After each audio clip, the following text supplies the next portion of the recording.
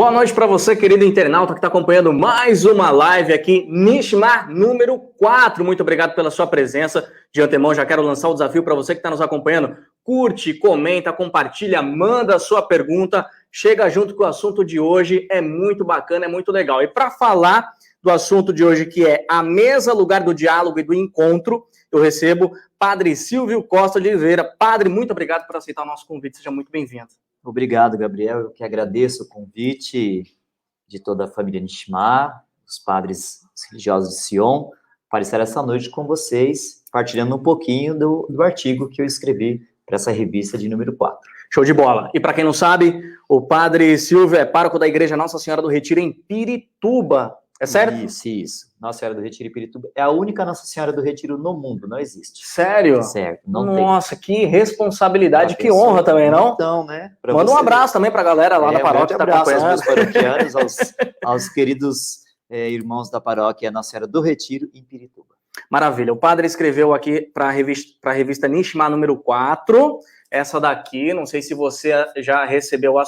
Padre, já vamos começar. No seu artigo, o senhor diz que na tradição bíblica e cristã, a mesa é muito mais do que um objeto decorativo, ela tem um sentido de comunhão e unidade. Como que a gente pode desenvolver melhor essa tese, essa teoria? Justamente, Gabriel, a temática da mesa, ela se torna, na minha visão, no artigo que eu escrevo, ela se torna um lugar de encontro e do diálogo, porque ela é própria para isso. Sim. Né? Ou seja, nós estamos hoje em torno de uma mesa. Olha só. Né? Começamos aqui em torno de uma mesa. Para dialogar. Para dialogar. Então, ela é muito mais que um móvel. Sim. Né? Muito mais que um objeto decorativo. Muito mais que objeto decorativo. Ela se torna eu gosto de dizer que a mesa, ela se torna um lugar teológico, onde nós podemos debater assuntos, onde a família é formada, onde a família recebe catequese. Na tradição judaica, de maneira especial, a mesa tem, assim, um lugar muito importante. Ela promove o diálogo e, ao mesmo tempo, o encontro. Ela é muito mais que um lugar de refeição. É um lugar de ensino, de sabedoria. E foi justamente dentro desta visão que, acho que uns 4 meses atrás, quando o Frei Paulo de Sion, que esteve ontem com a live, né, e também o irmão Joel, que esteve lá conosco, numa mesa de refeição, nós estávamos conversando na minha casa, eles foram me ajudar nas celebrações, e eles me pediram para escrever um artigo para a revista. E eu disse assim, para o mês que vem, aí o Joel falou, não, daí eu preciso dele aqui há 5 dias. Meu Deus do então céu. Eu fiquei doido, né? A pressão já caiu ou subiu, já deu dor de cabeça. Porque nós estávamos conversando sobre a minha tese de mestrado, que eu legal. defendi pela PUC, e dentro dela eu trago não um capítulo, mas dedico ali algumas linhas de reflexão sobre a importância da mesa na tradição judaica, que vai para a mesa da tradição cristã. E era justamente na semana que antecedia a semana da Páscoa, nós iríamos falar sobre a Eucaristia, e aí surgiu o assunto, então eles me pediram que eu escrevesse esse artigo. E foi um susto, né? Foi no susto que eu escrevi o artigo. Em 3 dias eu estava com o artigo pronto, mandei para o Joel. Mas que susto, em 3 dias já preparou tudo, né? Começo, meio e fim. E disse, olha, corrija aí o português, porque eu não vou ter tempo, e eu estava com outros compromissos também na região. E aí o artigo surgiu em torno da mesa. Então, assim, a mesa ela é propícia para o lugar do encontro, do diálogo, da partilha, da reflexão.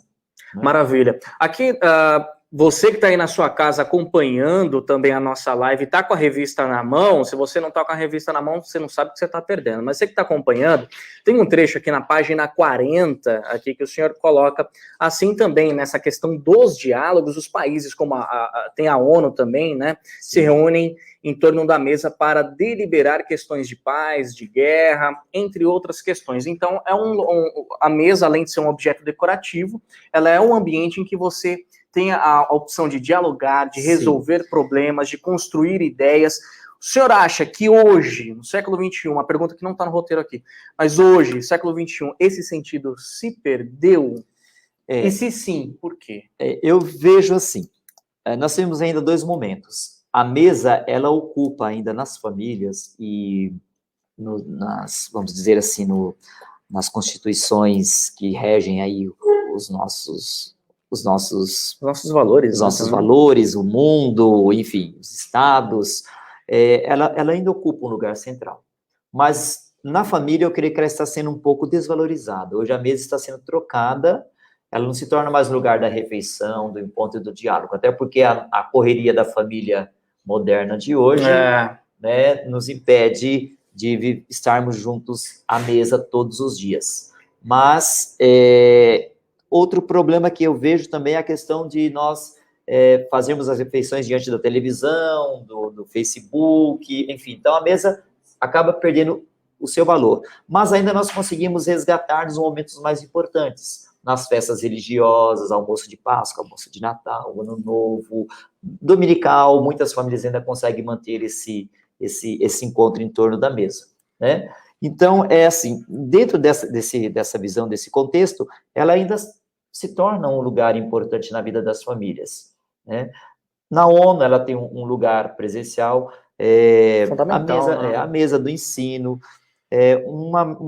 refletindo agora nesse tempo de pandemia, nós falamos aí a mesa de cirurgia. Olha só. Né? Não é a cama de cirurgia, não é a cadeira, mas é a mesa de cirurgia. Né? Onde nasce a vida também pode brotar a morte. A gente nunca sabe a situação, mas é claro que a gente espera mais para... Os dois polos isso. Ali, né? Então, assim, eu vejo que esse tema, embora pedido por eles, e foi assim, eu não tive tempo de destrinchar tanto, porque o artigo também poderia ser muito grande, eu procurei pegar os momentos mais importantes, aonde a gente pode tocar na situação da mesa, não só como móvel, mas como o lugar do encontro. O senhor havia dito também que a mesa não é só um lugar de alimento, né? Não. Mas também ela tem aquele significado teológico. O senhor acabou de utilizar o exemplo, a Páscoa, aquela coisa toda. Dê mais exemplos com relação a esse significado teológico ligado à mesa, a importância da mesa. Vamos lá, né? Eu cito algumas referências bíblicas, não peguei todas, mas no Primeiro Testamento, nós temos 13 citações sobre a mesa. 13? 13 citações. 9 no Novo Testamento, né, no Segundo Testamento. Então, pode ver que ela tem um peso diante disso. Grande, né? Mas ainda eu vejo que dentro da questão teológica, a mesa, ela se torna o centro de celebrações. Se nós pegarmos a cultura judaica, por exemplo, tudo acontece em volta da mesa. Uma das festas mais bonitas, mais importantes que nós temos dentro do judaísmo, o padre Manuel falou esses dias, né, sobre as festas judaicas, ele falou, claro, sobre a Pêssah, sobre a Páscoa, e ela acontece em torno de uma mesa.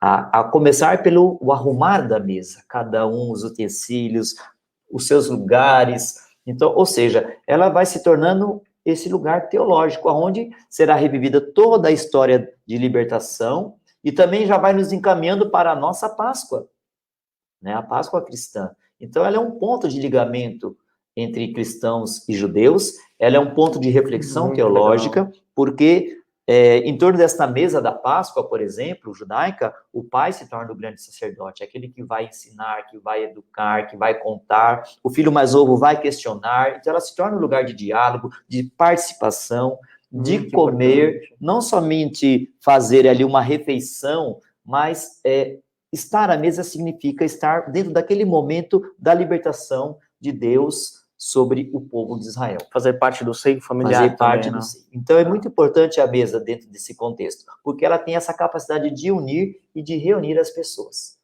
Né? Então, dentro das festas judaicas, todas elas vão estar sempre em volta da mesa.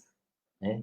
O alimento é muito mais que um alimento. Existe um pensamento muito bonito que eu gosto dentro da Torá, que diz o seguinte: se há refeição e há estudo, há partilha. Se não há refeição, não há estudo, não há partilha. Ou seja, nós temos que, digamos assim, nos alimentar daquele momento. Não só comer o alimento saboroso, gostoso que nós temos, mas também crescer. Então, a mesa vai nos proporcionando isso. E dentro da festa da Páscoa, justamente, nós vamos ter essa importância, aonde o pai vai contando, vai reavivando a memória dos filhos, de toda a história da libertação, né, e vai tornando aquele momento presente dentro daquela celebração em volta da mesa. Padre, como que o povo cristão pode aprender com o judaísmo no valor e no significado profundo ao redor da mesa, sabe? Qual que é o link, o start para o povo cristão falar, poxa vida, eu consigo ir por esse caminho também? Eu creio, Gabriel, que nós já aprendemos, na verdade.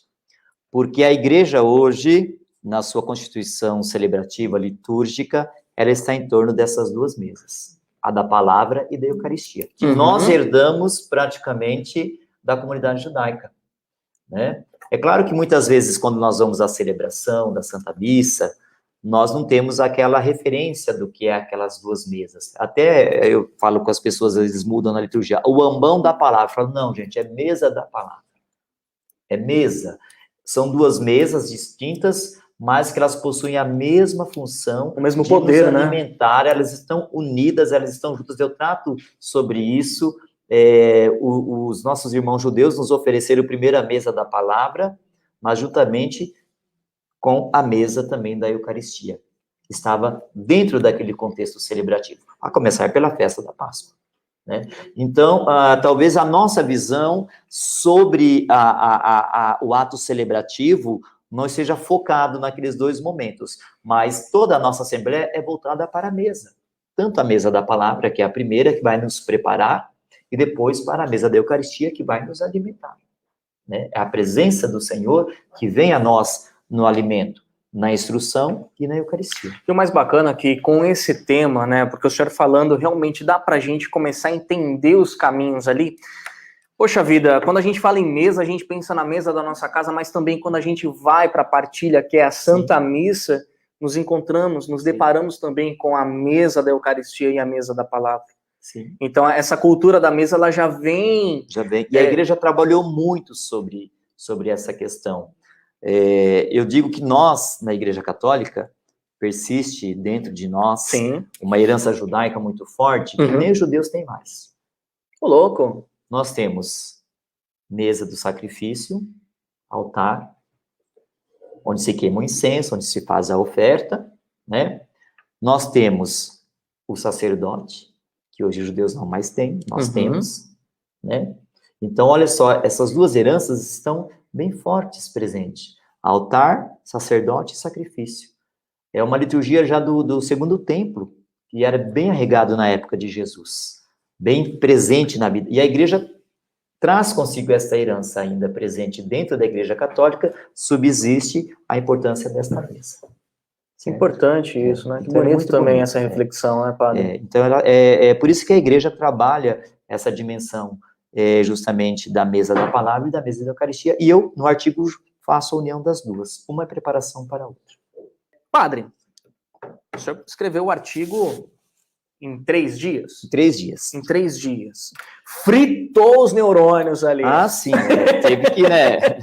Tanto que eu disse pro Joel, pro Frei Paulo, olha, não vai ser uma coisa muito científica, não vou ter que fazer toda uma bibliografia, vai ser mais uma reflexão minha, a partir dos textos bíblicos, né? E aí aquilo que o senhor absorveu, né? Isso, e fui pesquisando e trabalhando em cima dos textos bíblicos, apresentando uma visão bíblica sobre a importância da mesa, como ela se torna e aonde que ela se torna um lugar sagrado, né? Então, a mesa, que era simplesmente um móvel, passa a ser um lugar teologal, do diálogo, do encontro e da partilha. Que importante. Né? Então, o olhar que nós temos para a nossa mesa em casa, e eu falo que desde os mais suntuosos lares, com uma mesa bem posta, até uma mesa onde se come um pão quentinho feito em casa com uma xicrinha de café, ela se torna um grande lugar de diálogo. Desde a mesa mais luxuosa até mais simples. Desde aquela que come o caviar, até aquela que eu nunca ouvi só ouço falar, como diz o Zeca Pagodinho, mas aquele mais eu também tô nessa, nunca vi, só ouço falar. O importante é estarmos à mesa, né? Escrever esse artigo em 3 dias, claro que foi uma pressão muito grande, de tudo aquilo que o senhor absorveu, mas eu gostaria muito que para o pessoal de casa também, o senhor pudesse fazer uma leitura breve de alguma parte desse artigo que realmente chamou a atenção do senhor, que o senhor fala, olha, eu acho isso importante. Eu vejo, Gabriel, que dentro de todo esse contexto da mesa, um dos que mais me chama a atenção é sobre a relação que o judaísmo traz com a mesa. Então, eu cito aqui, na cultura judaica, A mesa tem um papel imprescindível, pois todos têm o seu lugar em torno dela. E a mesa também se torna um lugar de diversas conotações. A mesa permite o surgimento de um espaço teológico, ou seja, falar de Deus, né? Pois é ao redor da mesa que a história bíblica é passada de pai para filho. Então, a mesa, ela é uma grande sala de catequese, de orientação. Ou seja, a nossa primeira catequese não é na igreja, é na mesa. Nós estamos em tempo de pandemia, eu sou assessor da catequese da região Brasilândia. O pessoal fica perguntando, padre, como fazer a catequese? Eu falei, na mesa. Sentando, conte a sua experiência religiosa para o seu filho. História de santos, textos bíblicos. Então, a mesa se torna um grande lugar de catequese hoje. A senhora acredita... Não só da criança, mas de toda a família. No início da nossa live, eu até questionei o senhor se esse sentido da mesa estava se perdendo. Com essa questão da pandemia, isolamento social, aquela coisa, esse sentido da mesa, ele pode voltar a ser mais forte? Pode. Uma vez, eu digo que a pandemia nos forçou a ficar em casa. Poxa vida, nem fala nisso. Consequentemente, nós consumimos mais, nós comemos mais, sentamos várias vezes à mesa. Então... Infelizmente. Infelizmente, né? Mas é bom sentar, sentar em torno da mesa. É bom com sentar, pessoas comer, agradáveis, com a família. risada. Aquilo que a família, às vezes, foi perdendo por causa da correria. A pandemia nos obrigou a voltar à mesa. A cultura da mesa, né? Nos obrigou a evangelizar, a contar. Então, a mesa, ela se torna um lugar de ensino para sermos discípulos e missionários. Isso é muito importante. A catequese, o ensino acontece hoje dentro das famílias, as famílias religiosas que se abrem e percebem essa dimensão de fazer da mesa um lugar de ensino. Então, eu acho que isso é essencial, né? Então, ela volta novamente. Podemos ter esquecido um pouco a sua história, mas a pandemia está nos obrigando a sentar novamente, a refletir, a dialogar, a conversar.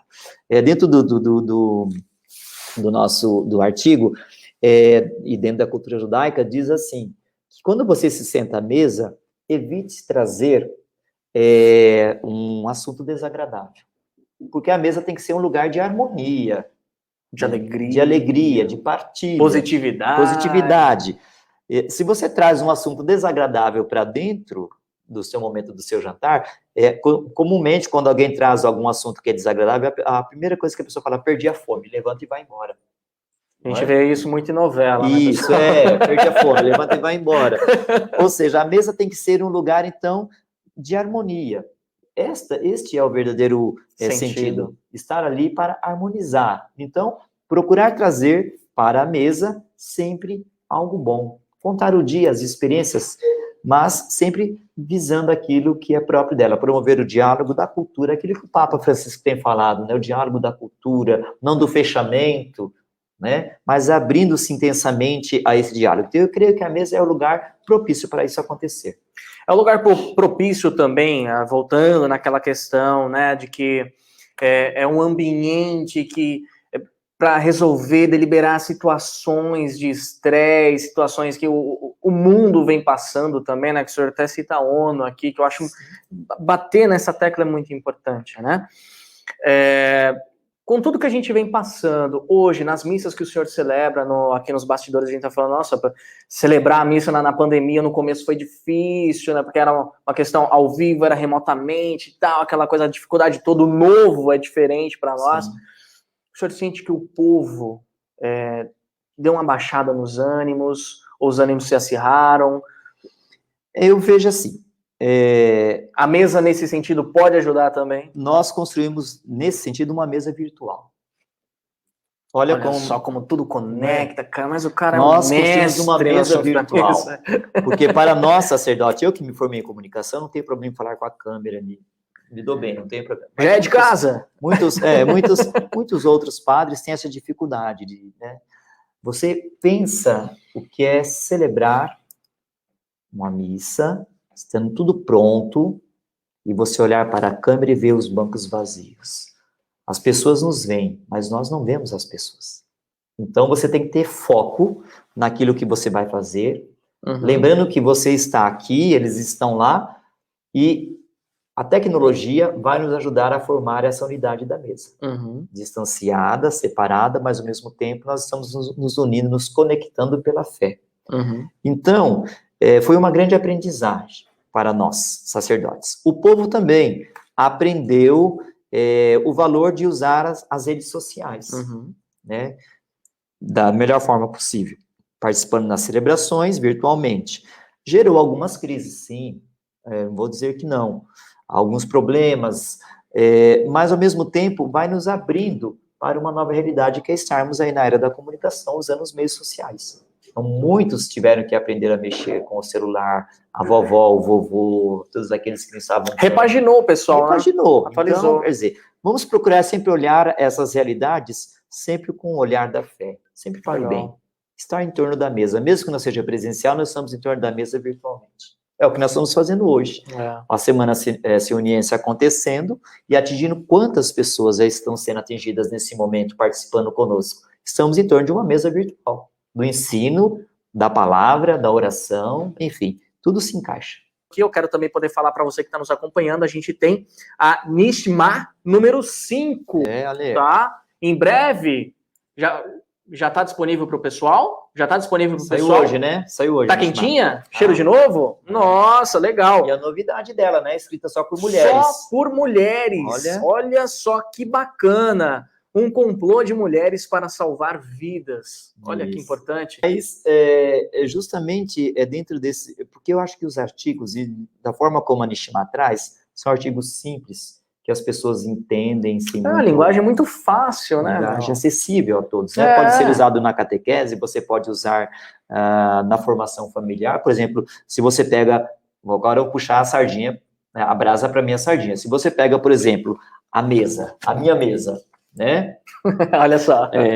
Shulchan, né, Joel? Shulchan, se você pega Shulchan na mesa hebraica, né? Então, você vai identificar justamente com os elementos da sua casa, né? A família sentar, a família conversar, partilhar, orar, né? É típico nosso quando vamos ter alguma novena de Natal ou qualquer outra celebração que nós vamos ter em casa, ou até mesmo terço familiar. A primeira coisa que a gente prepara é a mesa. Né? Sempre há lá uma toalhinha branca, uma vela, uma imagem de Nossa Senhora, uma florzinha, ou seja, olha o sentido da mesa novamente nos reunindo num sentido teológico, a voltar-se para Deus, um coração para Deus. Uma oração, como dizia ontem o Frei Paulo, sobre a oração que nasce do coração. A mesa também está presente ali. A mesa é onde a gente se encontra. Na cultura judaica é muito importante qual é a diferença entre a mesa dos judeus e a dos cristãos. É aquilo que a gente já estava falando um pouquinho no início da nossa live. Se o senhor puder recapitular para a galera. Renan, eu não vejo diferença nas duas mesas. É uma só. Talvez alguns costumes sejam diferentes, mas ela se torna um lugar de ensino, de refeição e de encontro, tanto dentro do judaísmo, quanto no cristianismo, quanto na igreja. Então, ela é única, como Deus é único, né? É um para todos, certo? Então, não vamos ter uma separação, porque, como eu disse, na igreja, a herança do judaísmo está presente e no lugar mais importante, no altar. Quando o pai de família, na Páscoa judaica, celebra aquele momento, ele se torna um sacerdote e a mesa se torna um altar de encontro. Nós também temos a nossa mesa da palavra e da Eucaristia, que para nós é o altar. Então, há uma configuração da mesa, certo? Dentro do judaísmo e do cristão, no único sentido de reunir o povo, de orientar o povo e alimentar o povo. Os pães da prospecção do tabernáculo entram nessa influência? Com certeza. A mesa era preparada justamente, inclusive no artigo tem ali uns textos bíblicos que eu cito sobre isso, a mesa foi justamente preparada para colocar esses pães. Ou seja, ali tinha a mesa da Arca da Aliança e a mesa da preposição, que era para colocar os pães. Né? Então, ou seja, a mesa ela tem esse âmbito sagrado. Ela foi preparada para isso. Desse artigo que o senhor escreveu, o senhor deu uma palhinha para nós. Qual foi Teve algum ponto ali que o senhor teve uma dúvida? Eu coloco isso, coloco aquilo, porque o senhor precisou peneirar. O assunto é extenso, é aprofundado, meu. Eu tive que fazer uma pesquisa um pouco rápida, mas há muito assunto em torno da mesa. Então, eu privilegiei mais o lado teológico dela, porque eu criei como a gente chama uma revista religiosa, voltada para o ensino, então eu procurei trazer mais esse lado teológico. Então, eu tive que tirar muitas coisas. Por exemplo, quando eu citei a questão da mesa de cirurgia, eu não citei no exemplo, né? Mas é uma coisa importante, né? Então, tive que peneirar algumas coisas, trabalhar alguns pensamentos, e até penso depois, aí, com a permissão da produção, depois esticar um pouco o meu artigo sobre a mesa e transformar ela num dado mais reflexivo, talvez num livrinho, alguma coisa assim, que ajude as pessoas a ter maior sentido sobre a importância da mesa. Sentiram a indireta aí, né, Joel? Perceberam, né, Joel? Já não foi nem indireta, já foi uma voadora de 2 pés logo. Padre, faltou coisa, na opinião do senhor. Dava para ter explorado mais, só que o tempo era curto, sim, o espaço era curto, ia ficar um artigo gigante, tanto é que o senhor está dando a sugestão de fazer um trabalho um pouco mais... Porque eu poderia ter desenvolvido o assunto sobre um dado muito importante para nós cristãos, é claro, sobre a mesa da Quinta-feira Santa. Nossa, olha só. Que nasce 3 coisas importantes ali. A mesa em si, onde estão reunidos os discípulos, o lava-pés, que é o serviço, o sacerdócio e a Eucaristia. Olha, 3 elementos essenciais presentes na igreja. E são todos elementos que vêm da tradição judaica. O mais bonito de tudo isso, que me causa, assim... Mas eu não tive muito tempo, e também o Joel disse, olha, não pode ser um artigo muito extenso, então eu só dei uma pincelada nesses assuntos, mas que a gente pode fazer uma reflexão ampliada sobre eles. Mas a pincelada que o senhor deu, além de, assim, de ser muito informativa, que para nós, leigos, pelo menos para mim, tá muito completa, é começo, meio e fim, mas ela te instiga a querer se aprofundar mais, né? A querer entender melhor esse assunto. E quando a gente fala mesa, a gente fica muito rendido à questão, como o senhor fala no início do artigo, não é um objeto decorativo. Não, não é.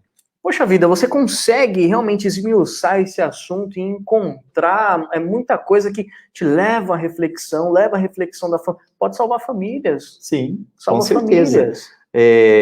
Dentro de todo esse contexto, quando a família está aberta à ação da graça de Deus, na partilha, na oração, na reflexão, muitos problemas podem ser resolvidos ali em torno de uma boa conversa em torno da mesa. Sem briga, mas no diálogo, num bom café, num chá, para quem não bebe café. Num chá, num suco, enfim. Um refrigerante. Né? É o momento que a mesa vai proporcionar para nós, o momento do diálogo. Isso é presencial. Eu nunca vi as pessoas sentarem à mesa e ficarem quietas, a não ser quando estão comendo, né? Com a boca cheia. Então, mas mesmo assim era porque conversa, diz assim, não se pode falar com a boca cheia, senão nós falaríamos com a boca cheia, falta de educação, enfim. Mas sempre há aquele momento da conversa, da partilha. Na mesa, você encontra situações de harmonia e gestos de carinho. Quando você passa a manteiga, quando você passa um prato, alguma coisa que o outro pede. Servir. Né? Servir. Então, tem todos esses gestos que a mesa pode nos ajudar a sermos mais cordiais, a ser mais dóceis, mais comprometidos com o próximo. Apaziguados. Sim. Sentar à mesa, lugar para o casal dialogar, que a gente estava falando, né? Com certeza. Salva famílias. Salva família. Ó, digo aqui. Vamos lá. Lugar da família é a mesa, no qual se caracteriza o encontro com o sagrado, que gera uma transmissão de conhecimento sobre as verdades da fé. Nenhum outro lugar é tão oportuno para a catequese na família do que esse, quando todos estão em torno da mesa. Olha só, né? Então, o casal em torno da mesa. Dialogar é essencial, né? Partilhar, acertar a situação, né? Conversar sobre as verdades da fé. Então, tudo isso é uma forma de ensino que é alimento não só para o corpo, mas para o espírito e para a alma. Gente, está aparecendo aí na sua tela o site para você fazer a sua assinatura, tá? Você pode fazer a sua assinatura, receber esse material que é maravilhoso, é magnífico, na sua casa, tá? Nesse momento de pandemia, isolamento social, nada mais do que receber um material desse e poder compartilhar com a sua família na mesa o conhecimento da revista Nishma. Comente um pouco sobre o sacrifício no templo e o sacrifício no altar da missa. E aí? Bom, Gléris, vamos primeiro partir da intenção do sacrifício. Sempre é o mesmo. Aproximar-se de Deus, agradar a Deus. É uma forma como os judeus tinham para fazer o seu oferecimento. Né? Nós também oferecemos aquilo que mais agrada a Deus, a presença de Jesus, o seu Filho amado. É o sacrifício por excelência. Então, mais uma vez, sendo assim formado na teologia judaica e tendo um grande apreço pela tradição judaica e pelos ensinos que tive aqui com Sion também, tanto no judaísmo quanto no cristianismo, nós nos aproximamos muito desse contexto, certo? E como eu disse, ainda hoje, esse aspecto que vem da liturgia do Segundo Templo, onde nós cristãos conhecemos mais por conta da leitura do Evangelho, várias vezes nós vamos ver Jesus no templo, várias vezes nós vamos ouvir falar sobre os sacrifícios, os altares, né? Ainda nós continuamos com essa mesma linha, né? A liturgia do Segundo Templo está presente dentro da celebração da Igreja Católica. É claro que muda-se os aspectos das oferendas. Sim, claro. Né? Mas o pão e o vinho que Melquisedeque já ofereceu lá no Primeiro Testamento com Abraão, perpassa toda a história, chega na Páscoa, em Êxodo, caminha para o Segundo Testamento, até a Quinta-feira Santa, onde Jesus usa o mesmo pão sem fermento, que é o que sobrou da Páscoa judaica, não trouxeram um pão novo. Ele pegou um pedaço daquele pão que estava lá, o pão sem fermento, e sabe por que o pão sem fermento? Por que, padre?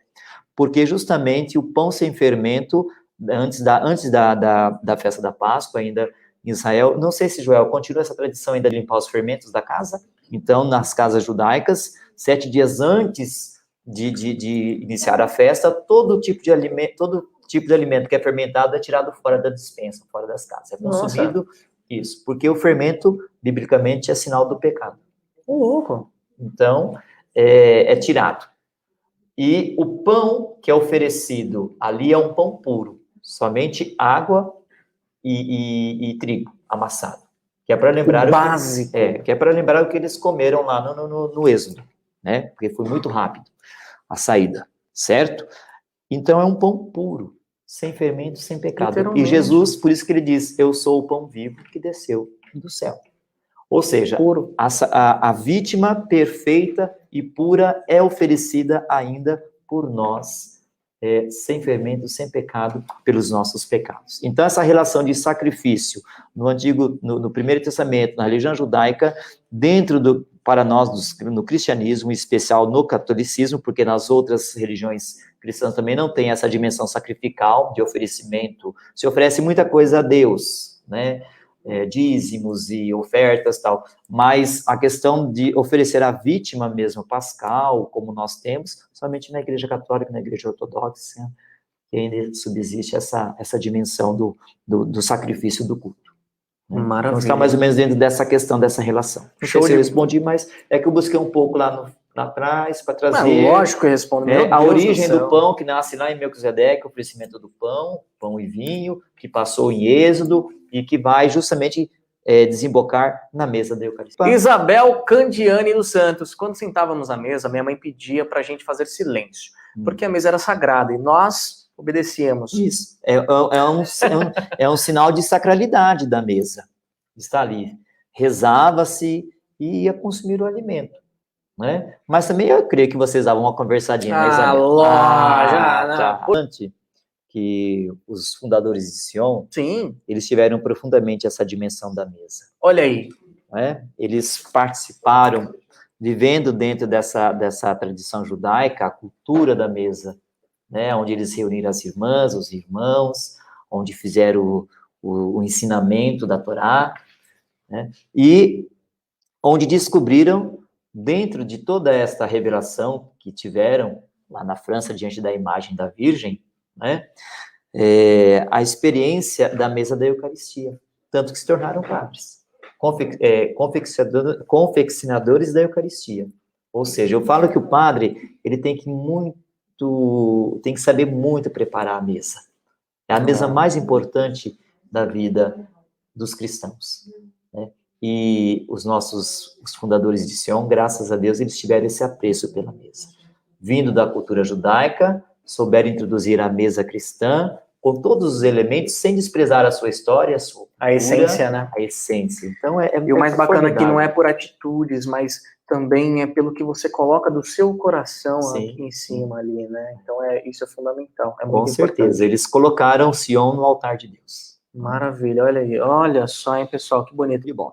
Padre, já estamos bem no finalzinho, faltando um pedacinho para acabar. Eu gostaria que o senhor mandasse, nesse tema que a gente tratou hoje, mandasse um recado especial para o povo de casa que está nos acompanhando. Quem está no transporte público voltando para casa, indo para o trabalho, também está nos acompanhando, também é válido. Vai lá.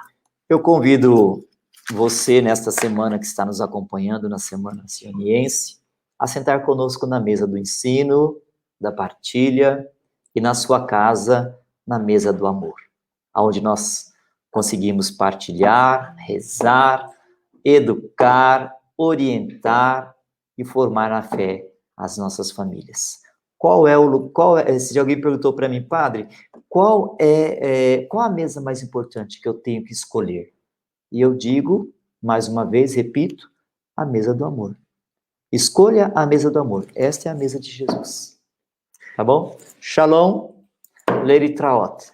É isso aí, pessoal. Muito obrigado pela sua presença, pela sua participação. Um grande abraço para todos vocês. Padre, mais uma vez, obrigado pela presença, por aceitar o nosso convite. Eu que agradeço. Um grande abraço. Abraço especial para os paroquianos. Um grande abraço aos meus paroquianos. E como eu sempre me despeço deles, já sabem, shalom. Shalom para todo mundo. Um grande abraço. Tchau, tchau. Até a próxima. Vai, Falou.